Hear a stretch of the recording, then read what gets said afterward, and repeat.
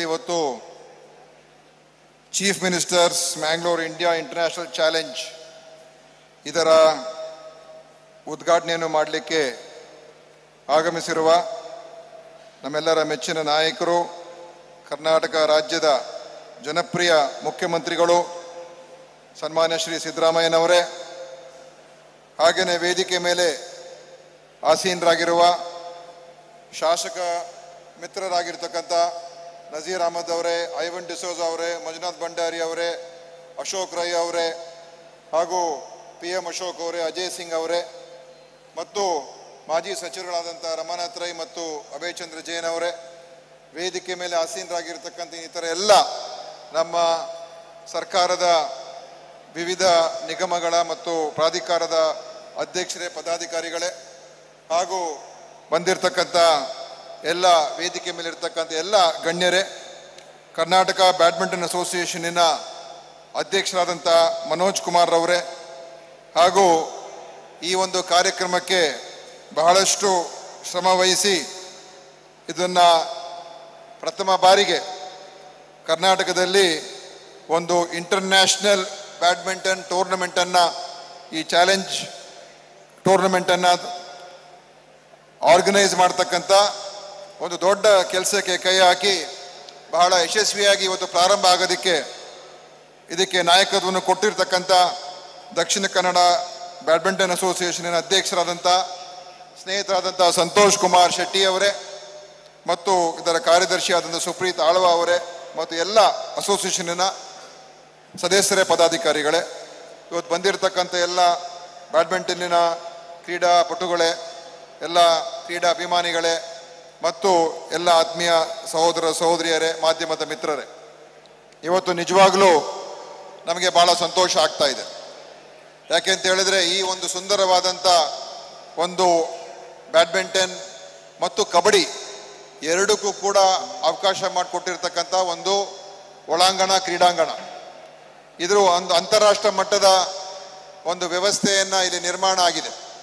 ಇದು ಬಹಳ ವರ್ಷಗಳಿಂದ ಈ ಒಂದು ಕಾಮಗಾರಿ ನಡೆದು ಮಾನ್ಯ ಮುಖ್ಯಮಂತ್ರಿಗಳೇ 1-2 ತಿಂಗಳ ಹಿಂದೆ ಇಲ್ಲಿಗೆ ಆಗಮಿಸಿ ಇದನ್ನು ಅವ್ರ ಕೈಯಿಂದ ಉದ್ಘಾಟನೆ ಆಗಿರ್ತಕ್ಕಂಥದ್ದು ಇವತ್ತು ನಾನು ಸ್ಮರಿಸ್ಕೊಳ್ತಾ ಇದ್ದೇನೆ. ಇವತ್ತು ಅವರು ಉದ್ಘಾಟನೆ ಮಾಡಿದ ನಂತರ ಈ ಒಂದು ಏನು ಇಂಡೋರ್ ಸ್ಟೇಡಿಯಂ ಇದೆ ಇದರ ಒಂದು ಪ್ರಯೋಜನವನ್ನು ನಾವು ಪಡ್ಕೊಳ್ಬೇಕು ಅಂತ ಉದ್ದೇಶದಿಂದ, ಮತ್ತು ಮಂಗಳೂರು ಇವತ್ತು ಒಂದು ರೀತಿ ನಮ್ಮ ಕರ್ನಾಟಕದ ಅತ್ಯಂತ ಒಂದು ಹೆಮ್ಮೆಯ ನಗರ ಅಂತ ಹೇಳಿದ್ರೆ ಮಂಗಳೂರು. ಬೆಂಗಳೂರು ಬಗ್ಗೆ ನಾವೇನು ಅಂತಾರಾಷ್ಟ್ರ ಮಟ್ಟದಲ್ಲಿ ಬೆಂಗಳೂರು ಬಗ್ಗೆ ಮಾತಾಡ್ತೀವಿ, ಅದೇ ರೀತಿ ನಮ್ಮ ಮಂಗಳೂರು ಕೂಡ ಬೆಂಗಳೂರು ಥರ ಆಗಬೇಕು ಅಂತ ನಮ್ಮೆಲ್ಲರ ಒಂದು ಆಸೆ ಮತ್ತು ಕನಸಾಗಿದೆ. ಮುಂದಿನ ದಿವಸಗಳಲ್ಲಿ ಈ ನಗರಕ್ಕೆ ಇನ್ನೂ ವಿಶೇಷವಾದಂಥ ಕಾರ್ಯಕ್ರಮಗಳನ್ನೆಲ್ಲ ಕೊಟ್ಟು ಮತ್ತು ಸರ್ಕಾರದ ಯೋಜನೆಗಳನ್ನೆಲ್ಲ ನೀಡಿ ಈ ಒಂದು ಮಂಗಳೂರು ನಗರ ಇನ್ನೂ ದೊಡ್ಡ ಮಟ್ಟದಲ್ಲಿ ಬೆಳೆದು ಇದು ನಮ್ಮ ಕರ್ನಾಟಕಕ್ಕೆ ಇನ್ನೊಂದು ಅತ್ಯಂತ ಪ್ರಮುಖ ನಗರ ಆಗಿ ಇಡೀ ದೇಶದಲ್ಲೇ ಒಂದು ಪ್ರಮುಖ ನಗರ ಆಗಿ ಬೆಳಿಬೇಕು ಅಂತ ಮಾನ್ಯ ಮುಖ್ಯಮಂತ್ರಿಯವರ ಆಸೆ ಆಗಿದೆ. ಅದಕ್ಕೋಸ್ಕರನೇ ಹಲವಾರು ಒಂದು ಅಭಿವೃದ್ಧಿ ಮಾಡ್ತಕ್ಕಂಥ ಕೆಲಸ ಕಾರ್ಯಗಳಿಗೆ ಕೈ ಹಾಕಿದ್ದೇವೆ. ಇವತ್ತು ಈ ಮಂಗಳೂರಿನಲ್ಲಿ ಕ್ರೀಡೆಗೆ ಒಂದು ಕ್ರೀಡಾ ನಗರ ಬೇರೆ, ಇಲ್ಲಿ ಕ್ರೀಡಾಪಟುಗಳು ಹೆಚ್ಚಿರುವಂಥದ್ದು, ಕ್ರೀಡೆ ಬಗ್ಗೆ ಆಸಕ್ತಿ ಇರುವಂಥ ಜನನು ಕೂಡ ಅತಿ ಹೆಚ್ಚಿನ ಸಂಖ್ಯೆಯಲ್ಲಿ ಮಂಗಳೂರಲ್ಲಿದ್ದಾರೆ. ಅದಕ್ಕೆ ಕ್ರೀಡೆಗೆ ಪ್ರೋತ್ಸಾಹ ಕೊಡ್ತಕ್ಕಂಥ ಇಲ್ಲಿ ಎಲ್ಲ ಸೌಕರ್ಯಗಳನ್ನು ನೀಡಿ ಮುಂದಿನ ದಿವಸಗಳಲ್ಲಿ ಹೆಚ್ಚು ಹೆಚ್ಚು ಕ್ರೀಡೆಯ ಕೇಂದ್ರವಾಗಿ ಪರಿವರ್ತಿಸ್ತಕ್ಕಂಥ ಕೆಲಸವನ್ನು ಮಾಡ್ತಕ್ಕಂಥದ್ದು ನಮ್ಮೆಲ್ಲರ ಉದ್ದೇಶ ಆಗಿದೆ. ಕ್ರೀಡೆ, ಸಂಸ್ಕೃತಿ ಮತ್ತು ಇಲ್ಲಿರುವಂಥ ಒಂದು ಏನು ಪ್ರವಾಸೋದ್ಯಮಕ್ಕಿರುವಂಥ ಅವಕಾಶ, ಟೂರಿಸಂ, ಇದೆಲ್ಲವನ್ನು ನಾವು ಕಂಬೈನ್ ಮಾಡಿದ್ರೆ, ಜೋಡಿಸಿದ್ರೆ ಖಂಡಿತವಾಗಿಯೂ ಈ ನಗರದ ಬೆಳವಣಿಗೆ ಇನ್ನೂ ವೇಗವಾಗಿ ಬೆಳೆಯೋದಕ್ಕೆ ಅವಕಾಶ ಆಗ್ತದೆ. ಮತ್ತು ಹೆಚ್ಚು ಜನ ಮಂಗಳೂರಿಗೆ ಬಂದು ಇಲ್ಲಿ ತಮ್ಮ ಒಂದು ಕೆಲಸ ಕಾರ್ಯಗಳನ್ನು ಅಥವಾ ಬಂಡವಾಳವನ್ನು ಹೂಡಿಕೆ ಮಾಡುವಂಥದ್ದು, ಉದ್ದಿಮೆ ಮಾಡುವಂಥದ್ದು ಎಲ್ಲವನ್ನು ಮಾಡ್ತಕ್ಕಂಥದ್ದಕ್ಕೆ ಇಲ್ಲಿ ನಾವು ಇನ್ನೂ ದೊಡ್ಡ ವಿಪುಲ ಅವಕಾಶಗಳಿದೆ. ಅದಕ್ಕೆ ನಾವು ಆ ವಾತಾವರಣವನ್ನು ನಿರ್ಮಾಣ ಮಾಡಬೇಕು.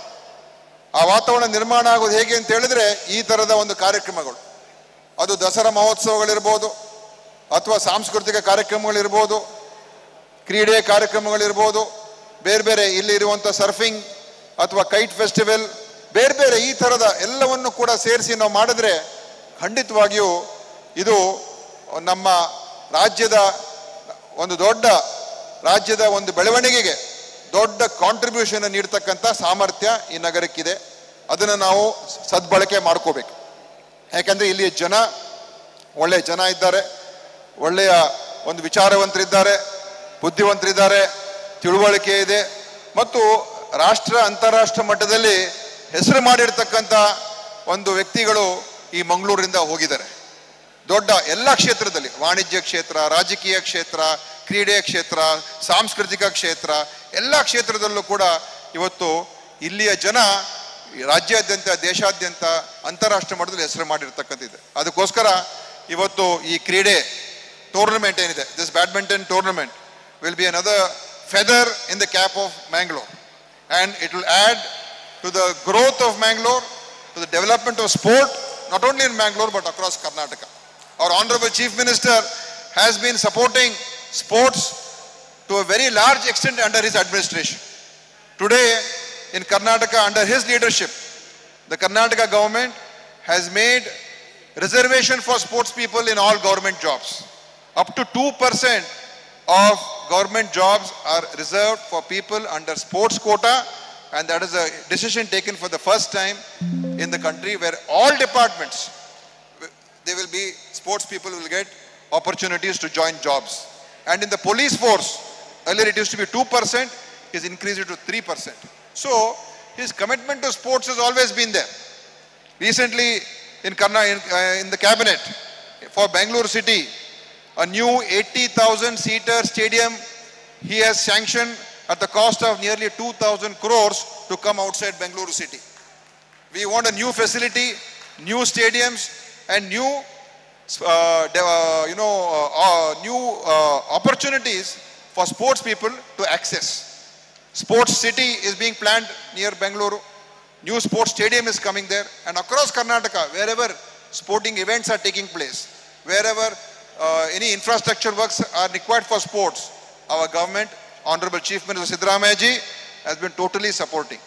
So even when this tournament, when we thought of, initial budget was high. Our Namma Santosh Shetty, he was wondering, sir, how to do this program. I've announced it, but I don't know how to start. I don't know how to get this going. Then I said, don't worry, let us go talk to the Chief Minister.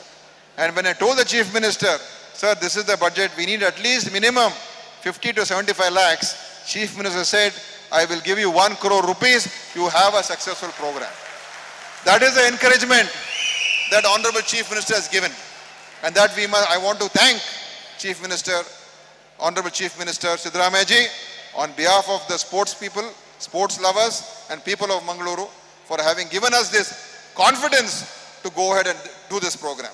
And afterwards, subsequently, we spoke to everybody else, our district administration, our officers, our other MLAs, all other public representatives. We spoke to so many people. Many people came forward, have supported, and are making this a grand success. So, once again, without saying too many things, I want to wish this tournament the very best, and I hope the players who are participating in the next 3 to 4 days will enjoy the hospitality of Mangalore and give their best, and may the best person win. So thank you very much, and congratulations to the Badminton Association, and I wish you all the very best. Thank you.